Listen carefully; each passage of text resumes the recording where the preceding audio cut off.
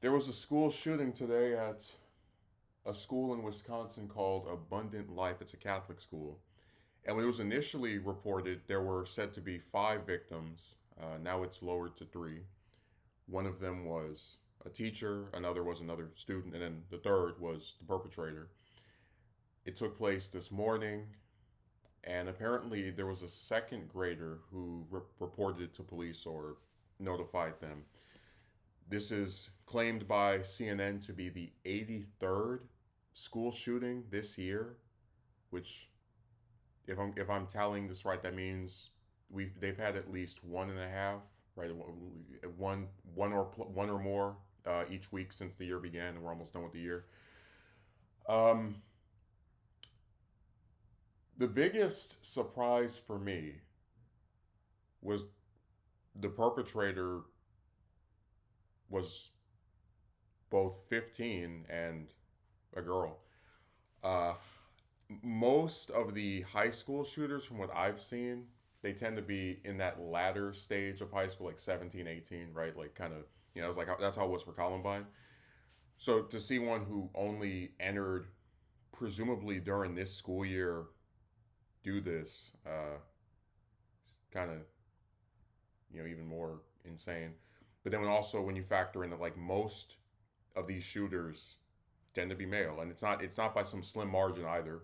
We can go through case by case, but I'm hard pressed to think of in recent times a female school shooter. Like it's almost always boys that do this. And the theory that one person has right now is that it might have been some kind of revenge thing against the teacher and the student because uh, you look at something like Stoneman Douglas over there in Florida 8 years ago, 6 years ago, and you can tell it's just some evil person just going around getting everybody. Where with this, it feels more like it was targeted against that specific student and teacher. So it might have something to do with like a personal animosity directed at those two in particular. But yeah, the biggest takeaway is the suspect's gender. I really was not expecting to hear that. The gender and the age together had me kind of like thrown through a loop because we get used to just every couple of days or weeks. Oh yeah, there was a shooting at this school, or there was a shooting at the library, or there was a shoot. Just the United States of guns. But uh, you normally don't see girls do this, and it's definitely something that we're going to learn more about as the days go by.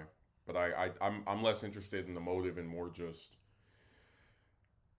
how it always seems like this stuff just goes on and we talk about it for a few days and people put out thoughts and prayers, right, and then we'll go right back to killing each other with rapidity for the next couple of years, and or I guess weeks or months until another one is all over the news, and then they go and they try to make that the news story.